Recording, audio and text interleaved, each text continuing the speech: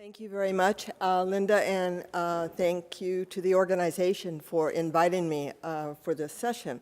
My presentation, you have to understand, is really based on a pre-pilot, prenatal, so to speak. So this is what I'm going to talk about, actually basically what we were asked to discuss, the origin of the project, the funding from the Dental Trade Foundation, and current status and what we do doing this, lessons learned and future of the project. So our project actually stemmed from, we did through generous support from DentaQuest Foundation, two very, very important things, and that was to do a survey of Maryland adults to find out what they know and do about preventing tooth decay. It's very limited knowledge and understanding. We also did a series of focus groups across the state of Maryland. One of the focus groups happened to be pregnant teenagers. And we found, I mean, they just stood out. They were so unknowledgeable, disinterested of the subject of their oral health, much less the oral health of their infant. And it was based on that, plus the fact that we know the data in Prince George's County.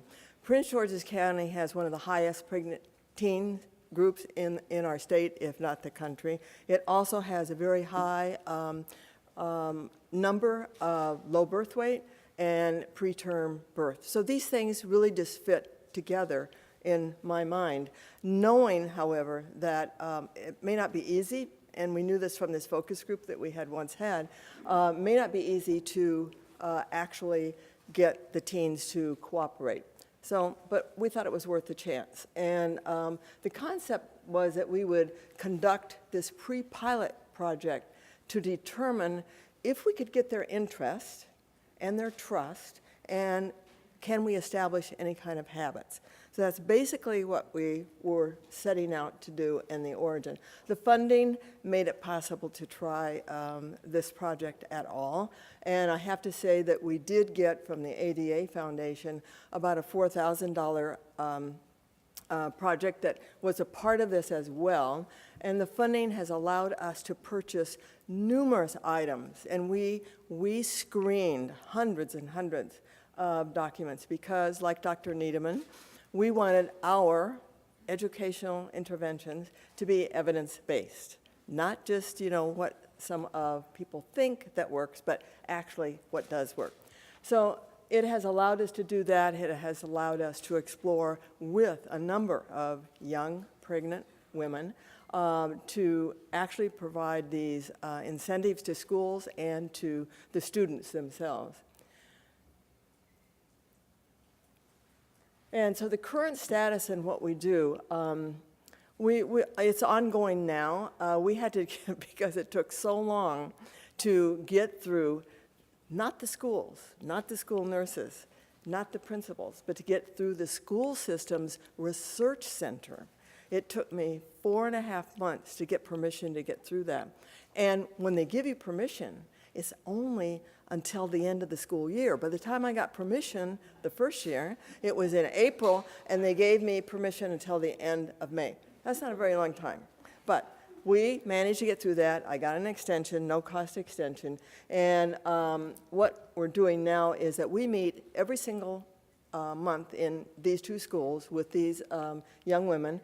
And we have gotten them to really talk very openly with us. They ask us all kinds of questions. Of course, the caveat is the only content we cannot address because it's, you know, a no-no, and that we can't talk about birth control. We can't talk about anything to do with condoms or anything like that, which would probably be the best way to prevent tooth decay among these kids, but that's a different topic. When a student first comes to the session, what we do is to give them a survey, and it's really based on one that we had given to the adults, only, you know, geared down a little bit to find out what they know about preventing tooth decay. Do they know what fluoride is? Do they know what Pitt and Fisher sealants are? And things along this line, and their practices, you know, in terms of when they brush, do they floss? Have they ever had sealants on their teeth? These kinds of things. So that information actually dictated what we started out teaching them, and also set us on the trail for trying to find educational interventions that we could use with them and possibly other groups as well. So this is now the other thing that we always feed them, good, healthy food. And right now, our sessions are only early in the morning, which is good because most of these kids come to school with no breakfast. And we give them many, many educational interventions and things to read. But the most important thing that we have found to do is to get them to teach us how we can teach other pregnant teens how to prevent oral diseases in their own mouth and in their baby's mouths. It wasn't doing any good for us simply going one-on-one. So we do demonstrations on each other. We have videos. We have gotten them involved in focus groups of how to develop, and they've actually helped develop some of the posters that we will eventually publish and distribute, because after all, it's not what we like or what we want, it's what's going to appeal to them. So we ask them to help us. When you're in the dentist's office, what kind of educational messages can we give you that's going to help you keep yourself oral disease free and keep your baby cavity free? We also hold discussions centered on their questions that they ask. And at first, for the first 2 or 3 sessions, they were a little quiet, weren't quite sure they wanted to go along with this gig, but eventually they come there willingly, they really like it, and we have actually a lot of fun doing this. They're very, very back and forth. They're excellent when we do these focus groups because they know they're teaching us. They're tired of listening. They want to tell us what to do. And it works. It really has come out well. And I can tell you of some of them. Well, eventually we'll have the posters done and you will see some of these. But the other things that we have done is we give them every kind of preventive implement you can think of, including, and don't be offended if your toothpaste isn't here, because we bought the least expensive kind in the biggest tube that we could get on sale at that time. We give them toothbrushes, good toothbrushes. We give toothbrushes for the baby. We give washcloths because we want the babies to start wiping, we want the moms to start wiping babies' mouths as soon as they start giving their baby a bath. Don't wait for 2 weeks to 2 months, 6 months, too late. We want the habit starting now, and so this is what we give them, or we tell them what else they can use. We also explain to them when they give their baby apple juice, and if they give their baby an apple juice, 5 ounces of it in a bottle like this, that they're actually giving their baby 4 teaspoons of sugar. They're appalled at this, and so they learn a lot of things hands-on. We also have developed, and these are very, very rough, but brushing charts for them and for their babies, because for cleaning the baby's mouth and brushing their own mouths. Then a book we found that is pretty good with few exceptions, and we would actually use it. This is from the health literacy group on the West Coast, and so we assign different chapters in here that we then discuss at the next time. Not always, but most of the time, because usually we center on what question do you have today. The other thing is we found not only from them, but from our larger survey and from focus groups is that they don't drink tap water. Now this is outrageous because Maryland has about 99% of the central water supplies are optimally fluoridated, and yet it's not being consumed by low-income and Medicaid youngsters and adults. And almost all, except with the exception, I think about 98% of these young girls actually are on Medicaid. So that means that they really fit what our statewide survey did of adults.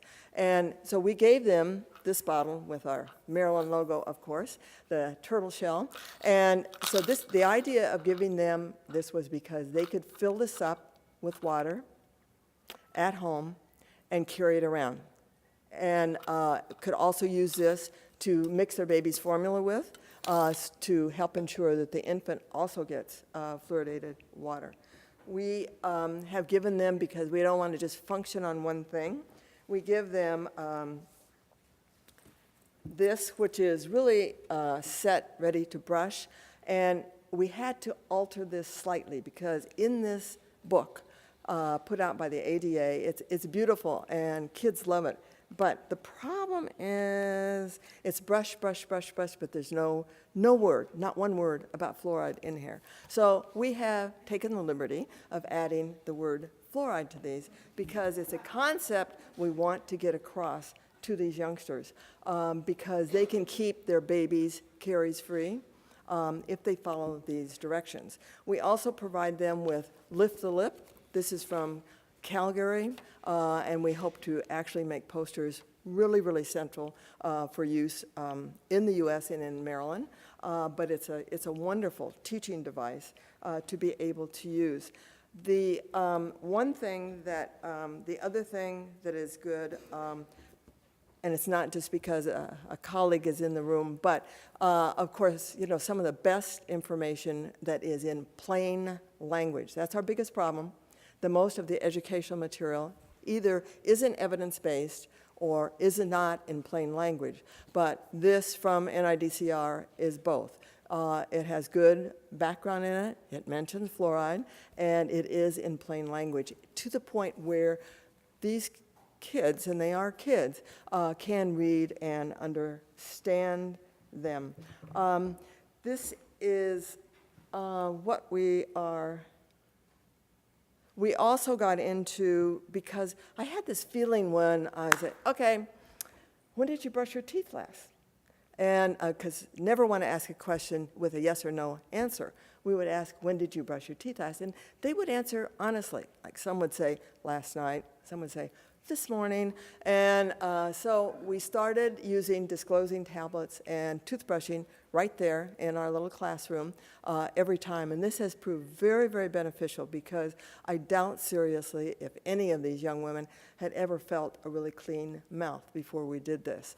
And we are doing that. Some of the young women also ask, do you have any spare disclosing tablets? So we are giving them, starting this coming Wednesday, disclosing tablets that they can take home and use. We also have shared information for, you know, these are all African American or Spanish speaking young women. And many, many, as you know, in both of these categories also have high rates of diabetes. So we talk to them about their moms. How many of your moms or dads have diabetes? And so we give them information on that as well.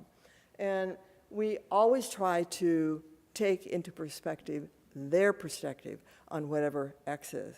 And we're in our second year. We're learning a lot from these students. I have to say that this is one of the most challenging projects I have ever done.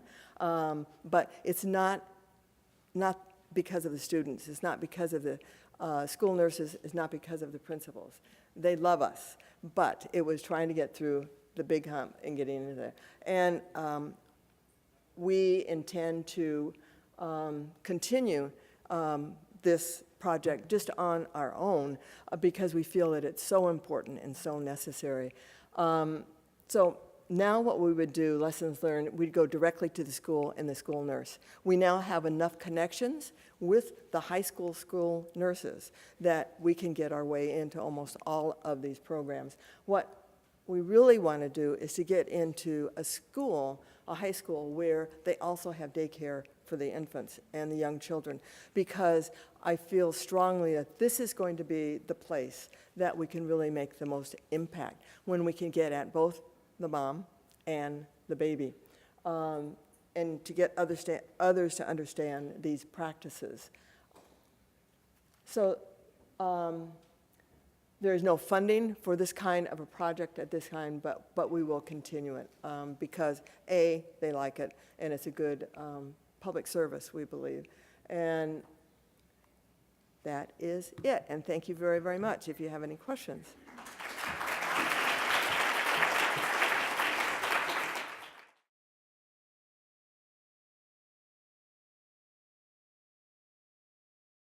I'm really pleased to be part of this forum today and to have the opportunity to hear about all the projects and get to share with you the project that I am on. And again, as Linda said, I'm here instead of Dr. Chung, who's busy getting ready to complete her public health dentistry oral board exams. She would like to be here, but she thinks she's helping us out by getting her board certification taken care of. And many of you who know her will see her at NOHC. First of all, I want to give a big thank you to the DTAF and to all of the funders, and both for funding all of the projects that are so important here, our project included, and also for sponsoring this forum to create access, the importance of creating access to oral health care. And that's obviously a very timely study given the background of the 2011 IOM report, Improving Access to Oral Health Care for Vulnerable and Underserved Populations, and the 2012 report from the U.S. Senate Committee on Health, Education, Labor, and Pensions about the dental crisis in America and the need to expand access.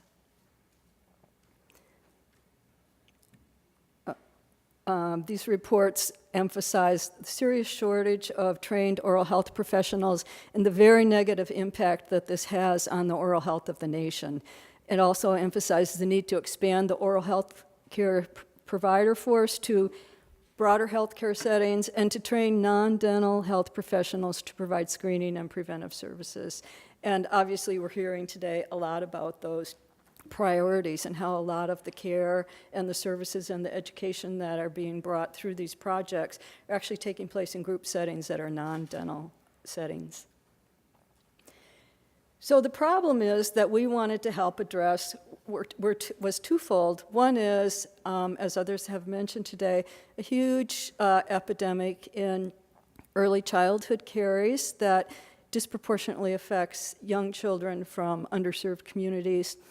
And then also during pregnancy, there are many serious oral health problems that can affect mother's health, but also go on to affect infants' health.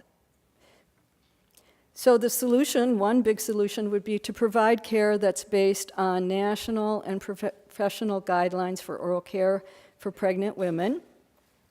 And those have been issued by the MCH Oral Health Resource Center National Consensus Statement and by the New York State and the California State Guidelines.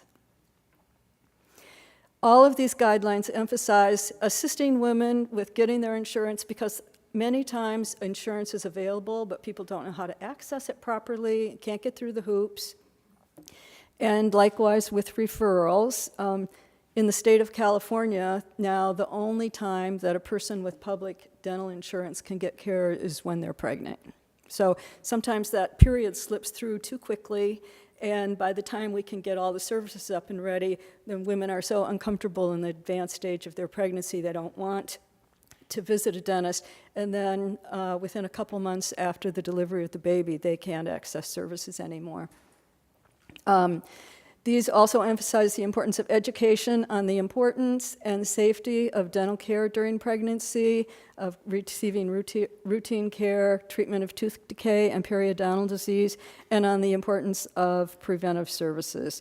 And as has been emphasized earlier, that providing this kind of guidance for women during pregnancy can go a long way to help prevent ECC, and that's just such a huge priority right now.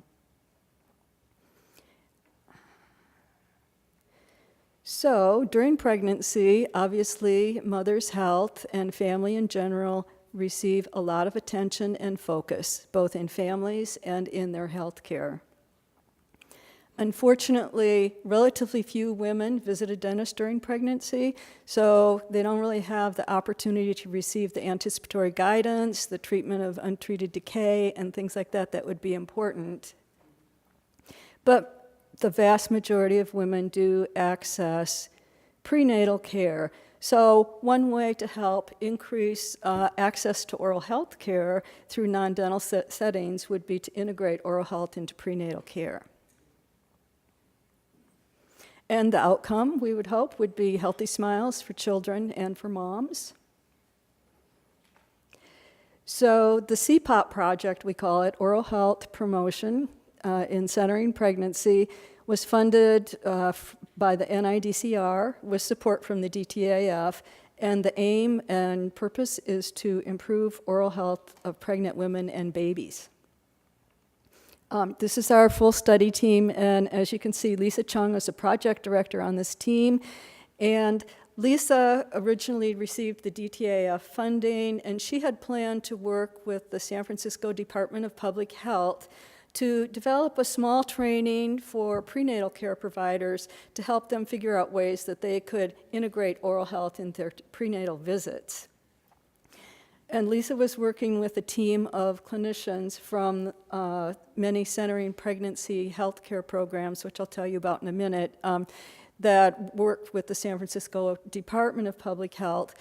And the more that we started to talk about the projects, we became really interested in the idea of not just doing a more informal training of meeting and greeting and offering trainings just in lunchtime programs, to the idea of writing a grant and receiving funding to do a pilot study to develop an oral health intervention and to do a pilot of it with a pilot evaluation to see if it would work in a larger study that would become a clinical trial.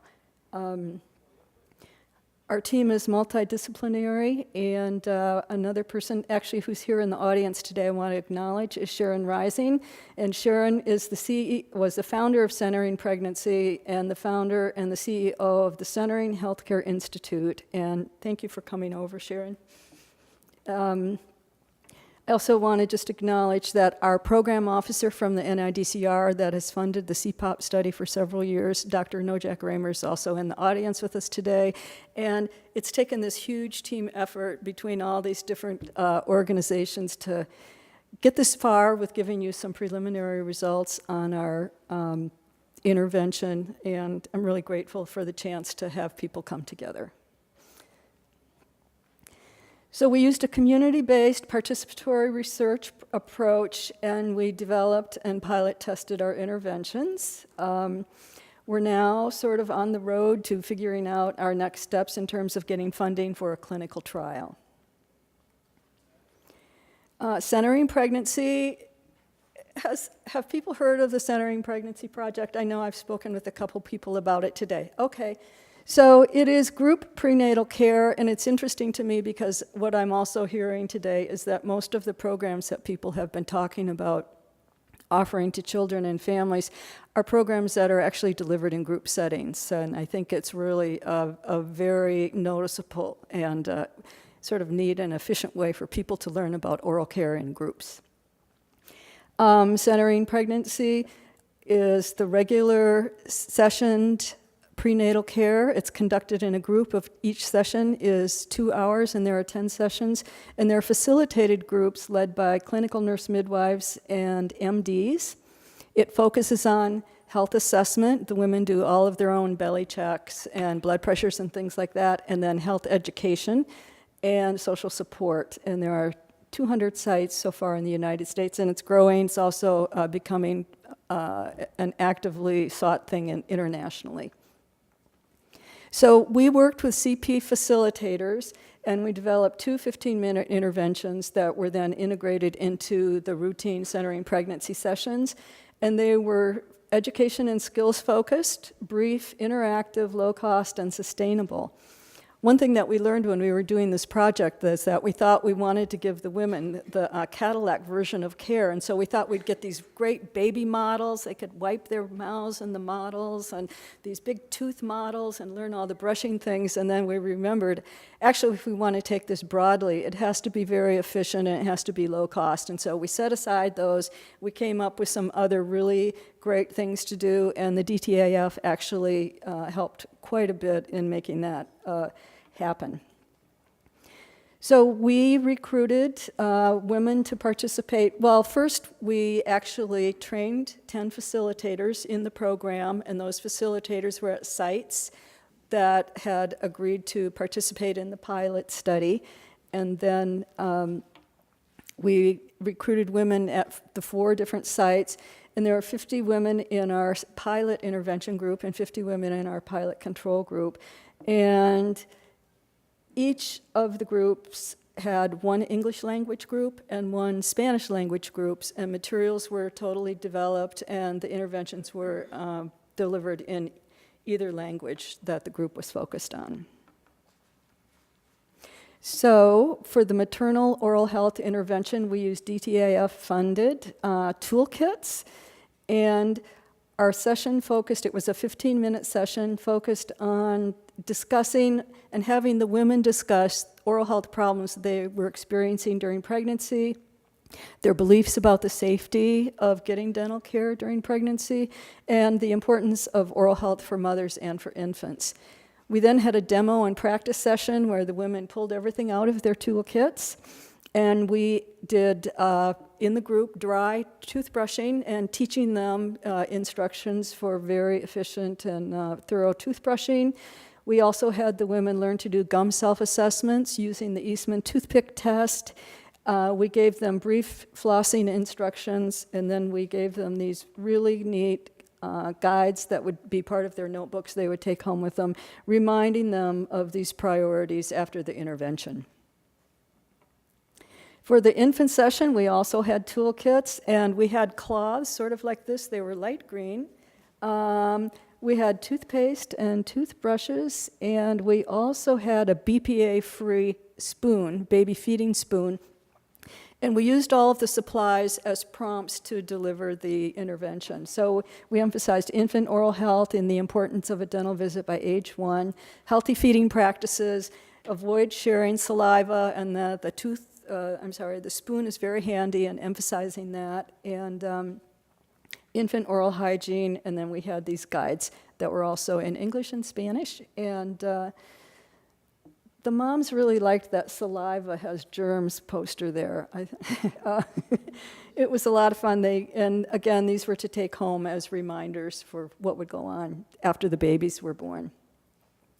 So all of the women in the intervention and the control sites received dental exams pre and post and completed questionnaires about their oral health. And we wanted to do a pilot evaluation of how the groups compared on their oral health outcomes, and that's what I'm going to show you this afternoon. So for preliminary results of the dental exams, we had a plaque assessment, bleeding unprobing assessment, and periodontal probing depths. The first graph shows you the women's, by group, the extent to which the women in the group either had a reduction in their plaque levels, or an increase in their plaque levels, or no change in their plaque levels. So the intervention women are in the darker blue color, and the control women are in the lighter blue color. So over 75% of the women in the intervention group had a decreased plaque level in their assessment after the intervention. The timing of the dental exams was about 10 to 12 weeks apart from the pre to the post. And we were totally surprised by this, that the women in the control group actually developed more burden on their oral health status across that 12-week period. So this shows you that over 50% of the women in the control groups experience greater burden in their plaque levels. And I guess in a way it's not surprising. As pregnancy goes on, it gets more difficult to take care of all of the daily things that need to happen. And this was something that was sort of unanticipated. In terms of change in number of bleeding sites in the group, a very similar pattern. Close to 80% of the women experienced in the intervention group a decrease in their bleeding sites, where more than 50% of the women in the control group had an increase in their bleeding sites. And then we see the same pattern with the mean probing depth that was conducted. So again, the women in the intervention group were really able to do something to change their oral health status, and the women in the control group, their oral health status factors on these things became more burdened. So we're really encouraged by these pilot results, and we think that we have some good ideas and things to move forward with a larger study. Again, further funding has come from the NIDCR to follow up the moms and the babies at 6 months of age and at 12 months of age, and these are grants that were awarded to Dr. Chung through the UCSF NIDCR Disparity Center called the Can-Do Center. And we're looking at bacteria levels in the babies and the moms at 6 months and at 12 months to get some kind of sense of if we're on the right track here, if the infant oral health intervention that we gave shows some effects post. So right now, we're working on getting our results published and looking for funding to get the CPOP intervention into a clinical trial. And we're also interested in exploring how we can adapt the intervention to integrate it into other settings. So CPOP is a very innovative model with promising results. It creates access to oral health care in a non-dental setting, and it trains non-dental professionals to deliver oral health care. And we would have a really broad impact if a clinical trial showed results and we were able to roll it out nationally in centering pregnancy. So again, I want to acknowledge our funders for helping and supporting us very much in this thing. And thank you so much, everyone here.